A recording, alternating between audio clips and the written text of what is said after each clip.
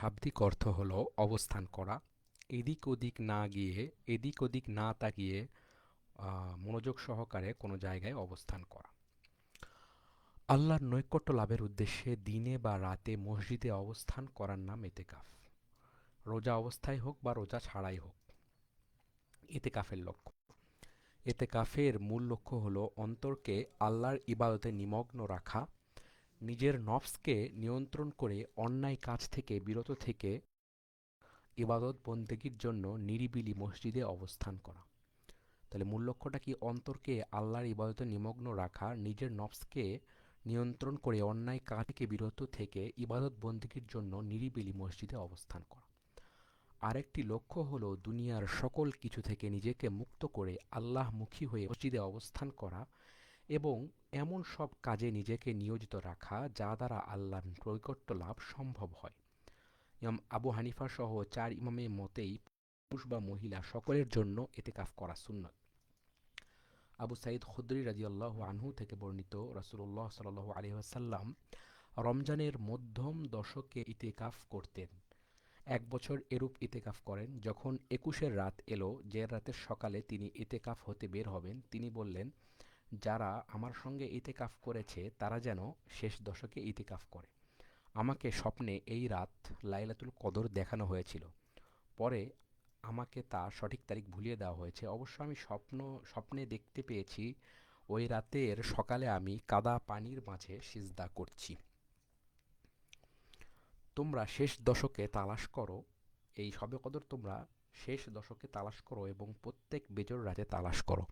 পরে এই রাতে আকাশ হতে বৃষ্টি বর্ষিত হলো। মসজিদের ছাদ ছিল খেজুর পাতার ছাউনির, ফলে মসজিদে টপটপ করে বৃষ্টি পড়তে লাগলো। ২১-এর রাতের সকালে রাসূলুল্লাহ সাল্লাল্লাহু আলাইহি ওয়াসাল্লামের কপালে কাদা পানির চিহ্ন আমার দু চোখ দেখতে পায়। আয়েশা রাদিয়াল্লাহু তাআলা আনহা বর্ণিত, তিনি বলেন, রাসূলুল্লাহ সাল্লাল্লাহু আলাইহি ওয়াসাল্লাম প্রতি রমজানে ইতিকাফ করতেন। ফজরের সালাত শেষে ইতিকাফের নির্দিষ্ট স্থানে প্রবেশ করতেন। হুম আয়েশা রাদিয়াল্লাহু তাআলা আনহু তার কাছে ইতিকাফ করার অনুমতি চাইলে তিনি অনুমতি দিলেন। আয়েশা রাদিয়াল্লাহু তাআলা আনহু মসজিদে নিজের জন্য একটি তাঁবু করে নিলেন। হাফসা রাদিয়াল্লাহু তাআলা আনহু তা শুনে নিজের জন্য একটি তাঁবু করে নিলেন এবং জয়নব রাদিয়াল্লাহু তাআলা আনহু তা শুনে নিজের জন্য আরেকটি তাঁবু তৈরি করে নিলেন। রাসূলুল্লাহ সাল্লাল্লাহু আলাইহি ওয়াসাল্লাম ফজরের সালাত শেষে এসে চারটি তাঁবু দেখতে পেয়ে বললেন, এ কি? মোটে চারটি তাঁবু দেখতে পেয়েছিলেন। হ্যাঁ, কে কে ছিলেন? আয়েশা রাদিয়াল্লাহু আনহা, হাফসা রাদিয়াল্লাহু আনহু, জয়নব এবং আরেকটি ছিলেন রাসূলুল্লাহ সাল্লাল্লাহু আলাইহি ওয়াসাল্লামের। হ্যাঁ, তো একই তাদের ব্যাপারে জানানো হলে তিনি বললেন, নেক আমলের প্রেরণা তাদেরকে এ কাজে উদ্বুদ্ধ করেনি, সব খুলে ফেলা হলো। তিনি সেই রমজানে আর ইতেকাফ করলেন না। পরে শাওয়াল মাসের শেষ দশকে ইতেকাফ করেন। হ্যাঁ, শাওয়াল মাসের শেষ দশকে সেই ঘটনায় তিনি ইতেকাফ করেন। রোজা ছাড়াও মসজিদে ইতেকাফ করা যায়। মসজিদে নববীর বাবুস সালাম দিয়ে ঢুকলেই, হ্যাঁ, বাবুস সালাম দিয়ে ঢুকলেই যে লেখা চোখে পড়ে তা হলো, আমি যতক্ষণ মসজিদে থাকবো ততক্ষণ আমি এতেকাফের নিয়ত করলাম। মূল লেখা আরবিতে। কাজে এতেকাফ অল্প সময়ের জন্য হতে পারে, দিনে কিংবা রাতে হতে পারে, রোজা ছাড়াও হতে পারে, রোজার ভিতরেও হতে পারে। সুন্নত মুস্তাহাব এতেকাফ। মসজিদের বাইরে অন্য যে কোনো সময়ে এতেকাফ হলো মুস্তাহাব এতেকাফ। মসজিদ না, রমজানের বাইরে। সুন্নত এতেকাফ হলো রমজানের শেষ দশকে যে এতেকাফ করা হয় তা। রমজান মাসে ১০ দিনের কম যদি কেউ এতেকাফ করে তাহলে তার মুস্তাহাব এতেকাফ আদায় হবে। তবে যে যখনই যেভাবেই করুক, উদ্দেশ্য হবে আল্লাহর নৈকট্য লাভ করা।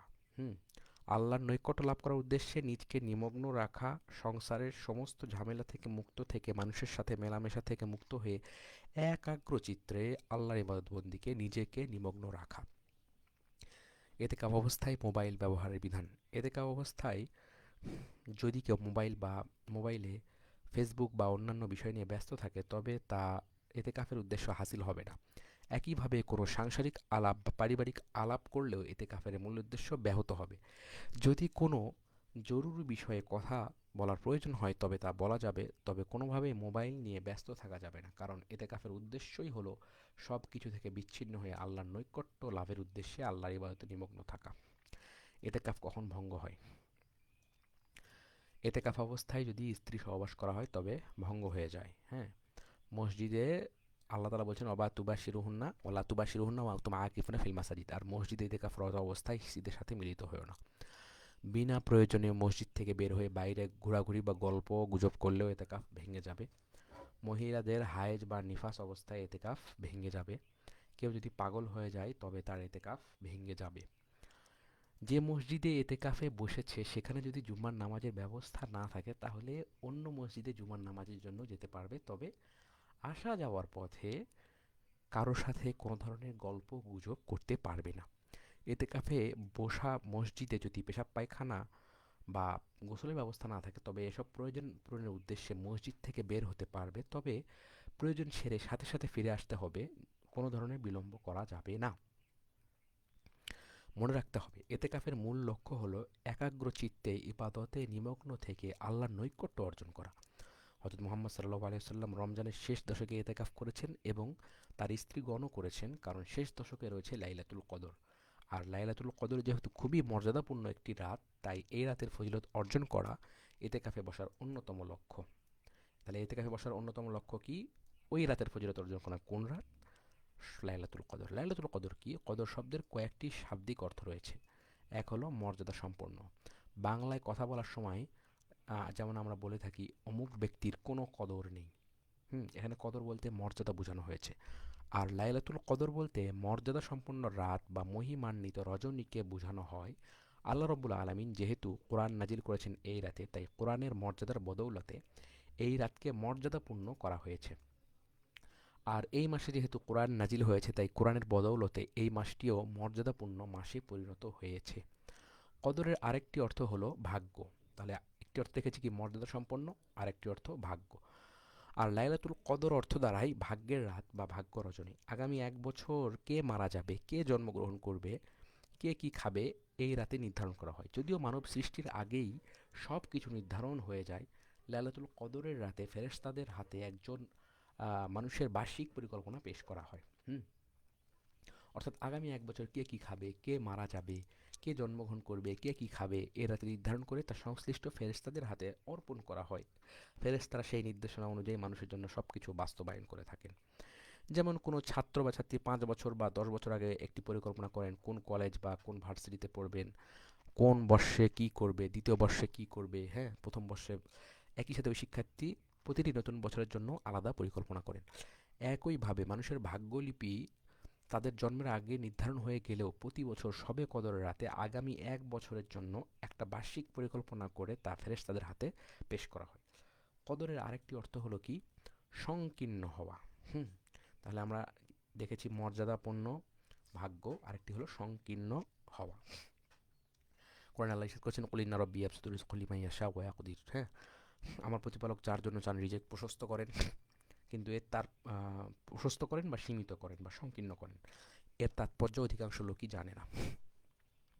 কদরের রাতে এত সংখ্যক ফেরেশতা জমিনে অবতরণ করেন যে জমিন একেবারে সংকীর্ণ হয়ে যায়। হুম ফেরেশতারা এত বেশি জমিনে অবতরণ করেন, জমিন সংকীর্ণ হয়ে যায়। যেমন কোনো ঘরে 10 জনের জায়গায় যদি 20 জন প্রবেশ করে তাহলে ঘরটা সংকীর্ণ হয়ে যায়।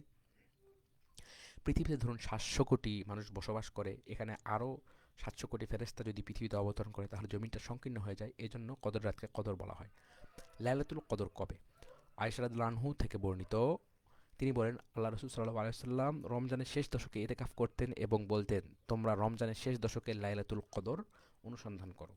আরেক হাদিসে এসেছে আয়েশা রাদিয়াল্লাহু আনহু হতে বর্ণিত, আল্লাহ রাসূল সাল্লাল্লাহু আলাইহি ওয়াসাল্লাম বলেছেন তোমরা রমজানের শেষ দশকের বেজরের রাতে, হ্যাঁ, লাইলাতুল কদর অনুসন্ধান করো। তাহলে হাদিসের অনুসারে দুটো কথা, একটা হলো শেষ দশক, আরেকটা বলছেন শেষ দশকের বেজর রাতে। অতএব রমাজানের শেষ দশকের বেজর রাত সমূহে লাইলাতুল কদর পাওয়ার সম্ভাবনা সবচেয়ে বেশি। তবে পুরো শেষ দশককেই ইবাদতে মগ্ন থাকলে আশা করা যায় লাইলাতুল কদরের মর্যাদা থেকে বঞ্চিত হবে না। লাইলাতুল কদরের ইবাদত। রমজানের শেষ দশকে রাসূলুল্লাহ সাল্লাল্লাহু আলাইহি সাল্লাম অনেক ইবাদত বন্দেগী করতেন। বাংলায় কোমরে বেঁধে কাজনামা বলে একটা কথা আছে। পায়জামা বা প্যান্ট শক্ত করে বেল্ট দিয়ে বেঁধে নিলে শারীরিক শক্তি বেশি পাওয়া যায়। রমজানের শেষ দশকে ইবাদত বন্দেগীর ক্ষেত্রেও এই পদ্ধতি অবলম্বন করতেন। আয়েশা রাদিয়াল্লাহু আনহা বর্ণিত, তিনি বলেন যখন রমজানের শেষ দশক আসতো তখন নবী সাল্লাল্লাহু আলাইহি সাল্লাম তার লুঙ্গি কষে নিতেন, মানে হলো বেশি বেশি ইবাদতের প্রস্তুতি নিতেন। রাত জেগে থাকতেন এবং পরিবার পরিজনকে জাগিয়ে দিতেন। কয়টা কাজ করতেন? লুঙ্গি কষে নিতেন, মানে ইবাদতের প্রস্তুতি নিতেন, রাত্র জেগে থাকতেন, তৃতীয়ত পরিবার পরিজনকে জাগিয়ে দিতেন। হ্যাঁ, রমজান শেষ দশক লাস্টে নবী সাল্লাম তিনটি কাজ করতেন। আরেক হাদিসে এসেছে, হযরত আয়েশা রাদিয়াল্লাহু বলেন, হযরত রাসূলুল্লাহ সাল্লাল্লাহু আলাইহি ওয়াসাল্লাম শেষ দশকে এত ইবাদত করতেন যা বছরের অন্য সময়ে করতেন না। রমজান মাসের মর্যাদার কারণ মহান আল্লাহ পবিত্র কোরআনে বর্ণনা করেছেন। কি বর্ণনা করেছেন? শাহরু রমাদান আল্লাযী উনজিলা ফীহিল কুরআন, রমজান মাস যাতে নাজিল করা হয়েছে মানুষের জন্য হিদায়াত স্বরূপ এবং হিদায়াতের সুস্পষ্ট নির্দেশনাবলী ও সত্য মিথ্যার পার্থক্যকারী রূপে। সুতরাং কোরআন নাজিল হয়েছে বিধায় রমজান মাসের মর্যাদা অন্যান্য মাসের চেয়ে বেশি। কোরআন লাউহে মাহফুজে সংরক্ষিত ছিল, যেখান থেকে লাইলাতুল কদরে আল্লাহ রব্বুল আলামিন কোরআন অবতীর্ণ করেছেন। হ্যাঁ, লাইলাতুল কদরে আল্লাহ তাআলা কোরআন অবতীর্ণ করেছেন। মহান আল্লাহ কোরআনের অন্যত্র বলেন, নিশ্চয় আমি কোরআন নাজিল করেছি বরকতময় রাতে, নিশ্চয় আমি সতর্ককারী। কদরের রাতের মর্যাদার কারণ আল্লাহ পবিত্র কোরআনে সূরা কদরে ইরশাদ করেছেন, নিশ্চয় আমি এটি নাজিল করেছি কদরের রাত্রে। তুমি কি জানো কদরের রাত কি? লাইলাতুল কদর হাজার মাস অপেক্ষা উত্তম। সুতরাং কদরের রাতে কোরআন নাজিল হওয়ার কারণে আল্লাহর কাছে কদর রাতের এত মর্যাদা। এ রাতে ইবাদতের ব্যাপক ফজিলত রয়েছে। হাদিসে এসেছে, আবু হুরায়রা রাদিয়াল্লাহু আনহু থেকে বর্ণিত, রাসূলুল্লাহ সাল্লাল্লাহু আলাইহি ওয়াসাল্লাম বলেছেন, যে ব্যক্তি লাইলাতুল কদরে ঈমানের সাথে সওয়াবের আশায় রাত জেগে ইবাদত করে তার পেছনের সমস্ত গুনাহ ক্ষমা করে দেওয়া হবে। আর যে ব্যক্তি ঈমান সহ সওয়াবের আশায় রমজানে সিয়াম পালন করবে তারও অতীতের সমস্ত গুনাহ মাফ করা হবে। হ্যাঁ, তাহলে ঈমানের সাথে সওয়াবের আশায় রাত জেগে যে ইবাদত করবে তার পেছনে সব মানে গুনাহ ক্ষমা করা হবে। আবার যে রমজানে সওয়াবের আশায় সিয়াম পালন করবে তারও সমস্ত গুনাহ মাফ করে দেওয়া হবে। তবে উপরোক্ত হাদিসের বর্ণনা অনুযায়ী কদরের রাতে আল্লাহ ক্ষমা পাওয়ার জন্য দুটি শর্ত রয়েছে। এক নাম্বার, খাঁটি ঈমান নিয়ে ইবাদত করতে হবে। ভেজালযুক্ত ঈমান নিয়ে ইবাদত করলে কোনো ফল পাওয়া যাবে না। যেমন কেউ যদি সুদ ঘুষের কারবারের সাথে জড়িত থাকে তাহলে তার ঈমান ভেজাল মুক্ত হবে না। অর্থাৎ ভেজাল খাবার খেলে যেমন স্বাস্থ্য ভালো হয় না, তেমনি ভেজাল ঈমান নিয়ে কদরের রাতে ইবাদত করলে আল্লাহর কাছে ক্ষমা চাইলে আল্লাহ ক্ষমা করবেন না। তাই ঈমান কী বা কীভাবে অর্জন করা যায়, কী কারণে ঈমান দুর্বল হয়ে যায় বা নষ্ট হয়ে যায় তা ভালোভাবে জানতে হবে আমাদের। না হলে আমি ধারণা করে বসে থাকবো যে আমার ঈমান আসে, কিন্তু কখন যে ঈমান নষ্ট হয়ে গেছে তা না বোঝার কারণে আমার ইবাদত করলেও আল্লাহর দরবারে কবুল হবে না। দুই হচ্ছে ইখলাসের সাথে ইবাদত করা। তাহলে একটি হচ্ছে খাঁটি ঈমান, দ্বিতীয়ত হচ্ছে ইখলাস বা একমাত্র আল্লাহকে রাজি খুশি করার জন্য আল্লাহর নিকট থেকে সওয়াব প্রাপ্তির আশায় ইবাদত করা, কাউকে দেখানোর জন্য বা লোকদের মাঝে নিজের সুনাম সুখ্যাতি ছড়িয়ে পড়ুক এ আশাই নয়।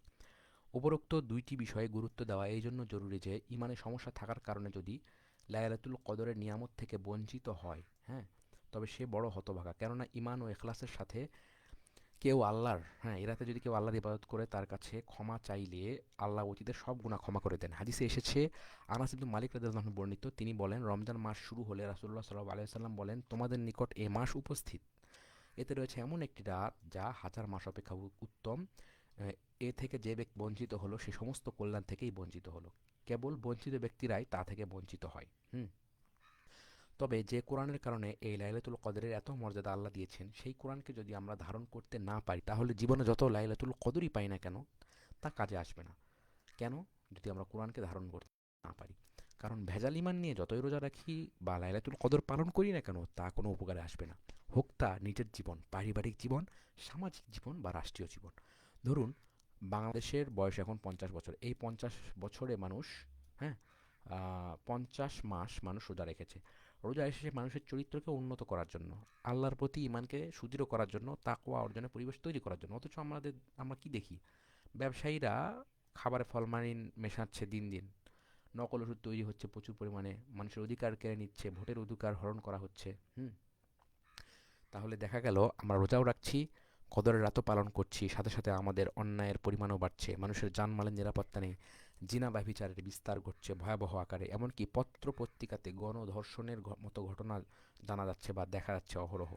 তাহলে প্রশ্ন আসতেই পারে, যে এতদিন রোজা পালন করে তাহলে কি উপকারে আসলো? হাদিস এসেছে, আবু হুরায়রা রাদিয়াল্লাহু আনহু বর্ণিত, তিনি বলেন, রাসূলুল্লাহ সাল্লাল্লাহু আলাইহি ওয়াসাল্লাম বলেছেন, এমন অনেক রোজাদার আছে যারা তাদের রোজা দ্বারা ক্ষুধার্ত থাকা ছাড়া আর কোনো ফল লাভ করতে পারে না। এমন অনেক কিয়ামরত দণ্ডায়মান ব্যক্তি আছে যাদের রাতের ইবাদত নিশি জাগরণ ছাড়া আর কোনো ফল আনতে পারে না। কোরআনের হরফ বা অক্ষর কাগজের উপর লেখার কারণে ওই কাগজের গুরুত্ব অনেক বেড়ে যায়।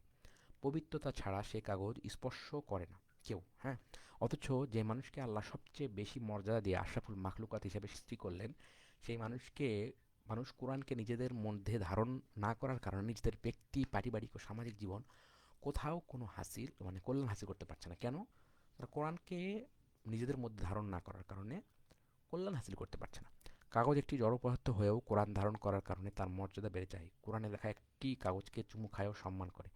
অথচ আমরা আশরাফুল মাখলুকাত হয়েও কোরআনকে ধারণ না করার কারণে আমরা আজ অবহেলিত, নিপীড়িত, লাঞ্ছিত, বঞ্চিত। হ্যাঁ, অবহেলিত, নিপীড়িত, লাঞ্ছিত, বঞ্চিত। ওমর ইবনে খাত্তাব রাদিয়াল্লাহু আনহু বর্ণনা করেন, রাসূলুল্লাহ সাল্লাল্লাহু আলাইহি ওয়াসাল্লাম বলেছেন, নিশ্চয়ই আল্লাহ এই কিতাব দ্বারা কিছু লোককে উন্নীত করেন এবং অন্যদেরকে হেয় করেন। হ্যাঁ, কিতাব দ্বারা কি করেন? উন্নীত করেন এবং হেয় করেন। কেউ কোরআন মেনে চললে তার জন্য দুনিয়া আখিরাতে মর্যাদা রয়েছে। আর যদি কেউ কোরআনকে উপেক্ষা করে তাহলে দুনিয়া আখিরাতে উভয় স্থানে তার জন্য রয়েছে লাঞ্ছনা। কোরআন কারো পক্ষে বা বিপক্ষে দলিল হবে। হাদিসে এসেছে, আবু মালেক আল আশারি রাদিয়াল্লাহু আনহু থেকে বর্ণিত, তিনি বলেন, রাসূলুল্লাহ সাল্লাল্লাহু আলাইহি ওয়াসাল্লাম বলেছেন, কোরআন হলো তোমার পক্ষের অথবা বিপক্ষের দলিল। হুম, আচ্ছা।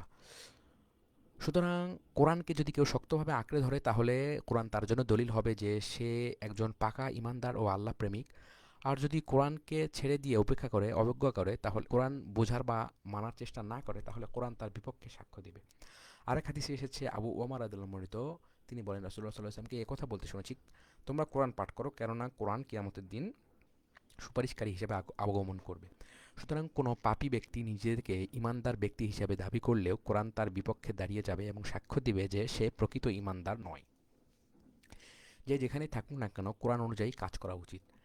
আহ, এমন নয় যে কোরআন গলায় ঝুলিয়ে রাখবে, বরং বেচাকেনা ও ব্যবসার ক্ষেত্রে কোরআনের হুকুম মেনে চলবে, ওজনে কম দেবে না, কেননা ওজনে কম দিলে তার জন্য ধ্বংস অনিবার্য। কোরআনে ইরশাদ হয়েছে, ওয়াইলুল লিল মুতাফফিফিন, যারা মেপে কম দেয় তাদের জন্য দুর্ভোগ। এরা লোকের কাছ থেকে যখন মেপে নেয় তখন পূর্ণ মাত্রায় নেয়, এবং যখন মানুষকে মেপে দেয় তখন কম করে দেয়। তারা কি চিন্তা করে না তারা পুনরুত্থিত হবে সেই মহা দিবসে, যেদিন মানুষ দাঁড়াবে বিশ্ব প্রতিপালকের সামনে? আচ্ছা, কোরআন বলেছে মিথ্যা কথা বলো না। সুতরাং কেউ যদি বেচাকেনার সময় মিথ্যা কথা বলে, পক্ষান্তরে সে কোরআনকেই সাথে রাখলো। মিথ্যা কথা না বলে, যদি কেউ মিথ্যা কথা না বলে তাহলে সে কোরআনকেই সাথে রাখলো। আর যে কোরআন সাথে রাখবে, কাল কিয়ামতের দিন কোরআন তার জন্য সুপারিশকারী হবে। এজন্য কোরআন কারীমকে আমাদের যথার্থ মূল্যায়ন করতে হবে। পবিত্র কোরআনে আল্লাহ তাআলা বলেছেন, যাদেরকে আমি কিতাব দান করেছি তাদের কি উচিত? হুম তারা তা পাঠ করে তারা তা পাঠ করে হক আদায় করে। হুম তারাই তার প্রতি ঈমান আনে। আর যে অস্বীকার করেছে তারাই ক্ষতিগ্রস্ত। সাহাবায়ে কেরামের মতে হক আদায় করে তেলাওয়াতের অর্থ হলো সহি শুদ্ধভাবে তেলাওয়াত করা, কোরআন কি বলেছে তা বোঝার চেষ্টা করা এবং কোরআন অনুযায়ী জীবন গড়া। সুতরাং কোরআনকে ধারণ করার কারণে যে মাস মর্যাদা লাভ করেছে, সে মাস থেকে উপকৃত হতে চাইলে কোরআনকে যথাযথভাবে ধারণ করতে হবে। হ্যাঁ, তার মানে রমজান থেকে উপকৃত হতে চাইলে কোরআনকে যথাযথভাবে ধারণ করতে হবে, মানুষের সম্মান ও মর্যাদা বৃদ্ধি পাবে। কোরআনকে ধারণ করেই সাহাবায়ে কেরামের মর্যাদা অনেক গুণ বেড়ে গিয়েছে। কোরআনকে ধারণ করার কারণেই সাহাবায়ে কেরামের মর্যাদা বেড়ে গিয়েছে।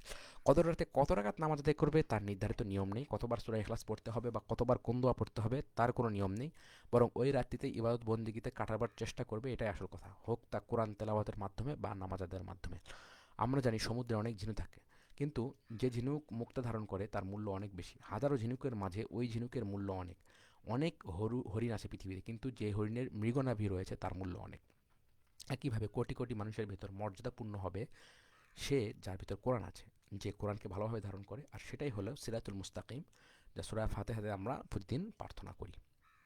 রমজানে আমলের ধারাবাহিকতা, বছর জুড়ে মুমিনের চেকলিস্ট। ইসলামী বিধান হলো কোনো আমল, হ্যাঁ, করা শুরু করলে তা ধারাবাহিকভাবে করা বা নিয়মিত করা। কিছুদিন খুব আমল করলাম কিন্তু পরবর্তীতে সে আমল আর মোটেই করলাম না, এমনটি ইসলাম পছন্দ করে না। রাসূলুল্লাহ সাল্লাল্লাহু আলাইহি ওয়াসাল্লাম বলেছেন, আল্লাহর কাছে সবচাইতে পছন্দনীয় আমল তাই যা আমলকারী নিয়মিত করে থাকে। রোজার ধারাবাহিকতা রক্ষা করা। শাওয়াল মাসের ৬টি রোজা। রমজানের রোজা আমাদের উপর বাধ্যতামূলক ছিল, তাই আমরা পালন করেছি। তবে রমজানের রোজার পরেও যেন রোজা রাখার একটা ধারাবাহিকতা রক্ষা করা যায়, সেজন্য রোজার পরবর্তী কিছু রোজার উপর গুরুত্ব আরোপ করেছে ইসলাম। রাসূলুল্লাহ সাল্লাল্লাহু আলাইহি ওয়াসাল্লাম বলেছেন, যে ব্যক্তি রমজানের সিয়াম পালন করবে, এরপর শাওয়াল মাসের ৬টি সিয়াম পালন করবে, সে সারা বছর, তার জন্য সেটা সারা বছর সিয়াম পালনের মতো হবে। প্রতি মাসে ৩ দিন রোজা রাখা। আবু হুরায়রা রাদিয়াল্লাহু তাআলা আনহু হতে বর্ণিত, আমার খলিল ও বন্ধু আমাকে ৩টি কাজের আদেশ করেছেন, মৃত্যু পর্যন্ত তা আমি পরিত্যাগ করব না। প্রতি মাসে ৩ দিন সিয়াম, সালাতুজ জোহা এবং বিতের সালাত আদায় করে শয়ন করা। হুম, আইয়ামে বীজের সাওম, সালাতুদ দোহা এবং বিতের সালাত আদায় করা। ইবনে মিলহানা কাইসি রাহিমাহুল্লাহ তার পিতা সূত্রে বর্ণিত করেছেন, রাসূলুল্লাহ সাল্লাল্লাহু আলাইহি ওয়াসাল্লাম আইয়ামে বীজ, হ্যাঁ, আইয়ামে বীজ অর্থাৎ চাঁদের 13, 14, 15 তারিখে সাওম পালনে আমাদের নির্দেশ দিয়েছেন। বর্ণনাকারী বলেন, রাসূলুল্লাহ সাল্লাল্লাহু আলাইহি ওয়াসাল্লাম বলেছেন, এগুলো সারা বছর সাওম রাখার সমতুল্য। সুতরাং উপরোক্ত হাদিস থেকে প্রমাণিত হয় প্রতি মাসে 3 দিন রোজা রেখে রোজার ধারাবাহিকতা বজায় রাখা উচিত। আচ্ছা, সোম ও বৃহস্পতিবার রোজা রাখা। আয়েশা রাদিয়াল্লাহু আনহা হতে বর্ণিত, তিনি বলেন, রাসূলুল্লাহ সাল্লাল্লাহু আলাইহি ওয়াসাল্লাম সোমবার ও বৃহস্পতিবারের রোজা বেশি খেয়াল রাখতেন।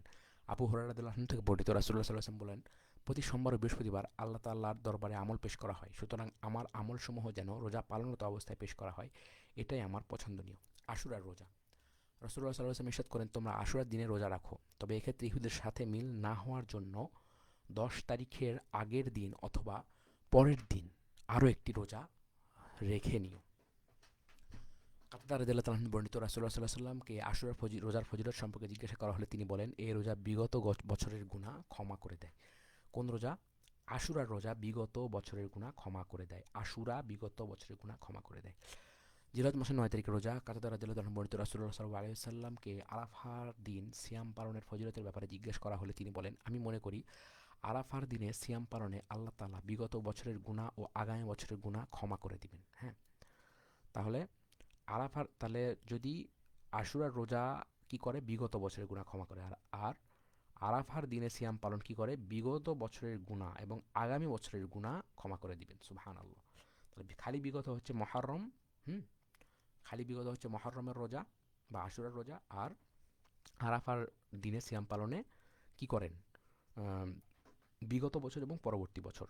হুম, এছাড়া জিলহজ মাসের 1 থেকে 9 তারিখ রোজা রাখার ব্যাপারেও হাদিস রয়েছে। কোরআন তেলাওয়াত করা। মুমিন মুসলমানের জন্য প্রতিটি রমজান মাসে প্রতিটি মুসলমান বছরের অন্যান্য সময়ের চেয়ে তুলনামূলক বেশি কোরআন তেলাওয়াত করে থাকে। রমজানের পরে অন্যান্য দিন ও মাসসমূহেও উচিত সেই ধারাবাহিকতা রক্ষা করা। তেলাওয়াত থেকে মুসলমানরা যেন একেবারে গাফেল না হয়ে যায় সেদিকে লক্ষ্য রাখতে হবে। অল্প হলেও নিয়মিত কোরআন তেলাওয়াত করতে হবে। কোরআন তেলাওয়াত ও আমলের জন্য নিম্নোক্ত বিষয়গুলোর উপর খেয়াল রাখতে হবে।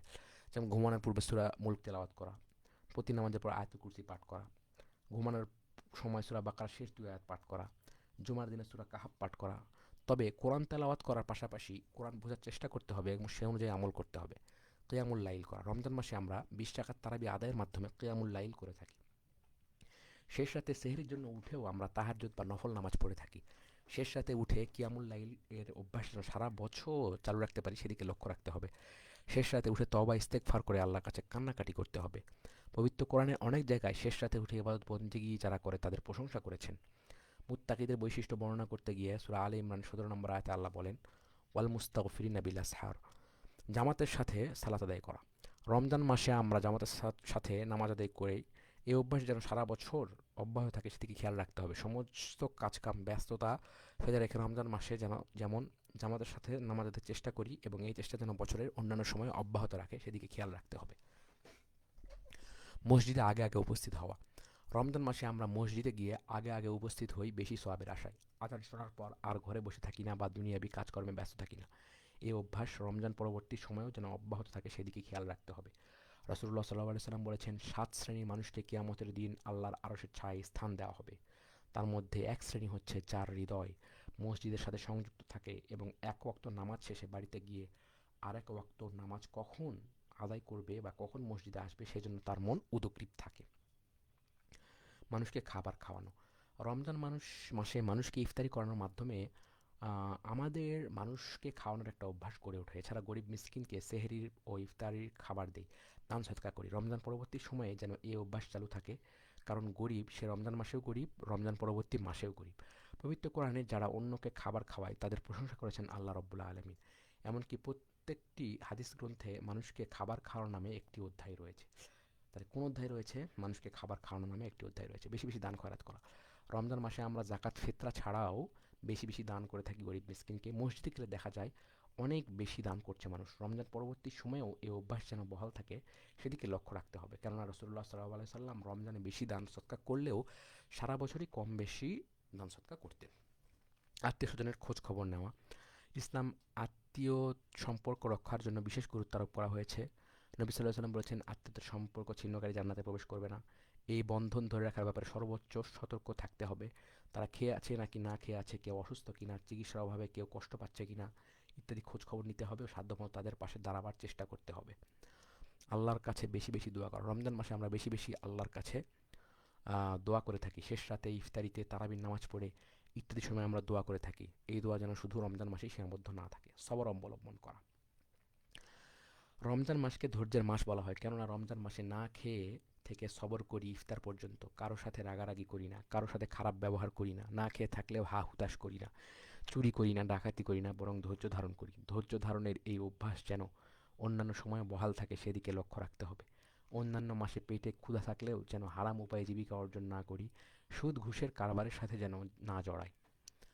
ইখলাসের সাথে আল্লাহর ইবাদত করা। রমজান মাসে আমরা রোজা রাখি একমাত্র আল্লাহকে রাজি খুশি করার জন্য। কেউ না দেখলেও আল্লাহ দেখছে, এই অনুভূতি থেকে দিনের বেলা আমরা পানাহার থেকে বিরত থাকি, একে বলে ইখলাস। নামাজ আদায়, দান, খয়রাত, হজ ইত্যাদি ইবাদত মানুষকে সাধারণত দেখে ও জেনে থাকে, জেনে থাকে, কিন্তু আমি যে না খেয়ে রোজা আছি তা দেখানোর কোনো সুযোগ নেই। শুধুমাত্র আল্লাহ দেখছেন, এই অনুভূতি কাজ করে আমাদের মধ্যে। এটাই হলো ইখলাস। রমজানের বাইরে যে অন্যান্য সময়েও আল্লাহর ইবাদতে এই ইখলাস ধরে রাখতে হবে, না হলে আমল আল্লাহর দরবারে গ্রহণযোগ্য হবে না। মহান আল্লাহ পবিত্র কোরআনে সূরা বাইয়িনাতে ইরশাদ করেছেন, তাদেরকে এছাড়া অন্য কোনো হুকুমই দেওয়া হয়নি যে তারা আল্লাহর ইবাদত করবে খাঁটি মনে একনিষ্ঠভাবে তার আনুগত্যের মাধ্যমে। আল্লাহর ইবাদত কীভাবে করবে? খাঁটি মনে একনিষ্ঠভাবে তার আনুগত্যের মাধ্যমে। জিহ্বাকে নিয়ন্ত্রণ করা। রমজান মাসে আমরা জিহ্বাকে নিয়ন্ত্রণ করি। অশ্লীল কথা বলি না, মিথ্যা কথা বলি না, মিথ্যা কাজ করি না। কেননা মিথ্যা কাজ না ছাড়লে তার রোজা কবুল হবে না বলে স্পষ্ট হাদিস রয়েছে। জিহ্বাকে নিয়ন্ত্রণ করার এই অভ্যাস রমজান পরবর্তী সময়েও যেন বহাল থাকে সেদিকে খেয়াল থাকতে হবে। শুধু জিহ্বা নয়, হাত, পা, কান, চোখ ইত্যাদি প্রত্যেকটি অঙ্গ প্রত্যঙ্গকে অন্যায় কিছু করা থেকে নিয়ন্ত্রণ করতে হবে। রমজান মাসে শয়তানকে শৃঙ্খলাবদ্ধ করে রাখার কারণে মানুষের অঙ্গ প্রত্যঙ্গ হেফাজত করা সহজ হয়, যা রমজান পরবর্তী সময় অনেক কঠিন হয়ে যায়। কাজেই আম, আমাদের রমজানের বাইরে আরও বেশি সতর্ক থাকতে হবে। আল্লাহ তালা আমাদের সকলকে হেফাজত করুন এবং সফলতা দান করুন। আল্লাহুম্মা আমিন। সর্বোচ্চ সফলতা দান করুন। আমিন। আল্লাহুম্মা দুনিয়া ও আখিরাতে। আল্লাহুম্মা আমিন। আল্লাহ কুরবানিগুলো কবুল করে নিন। আমিন।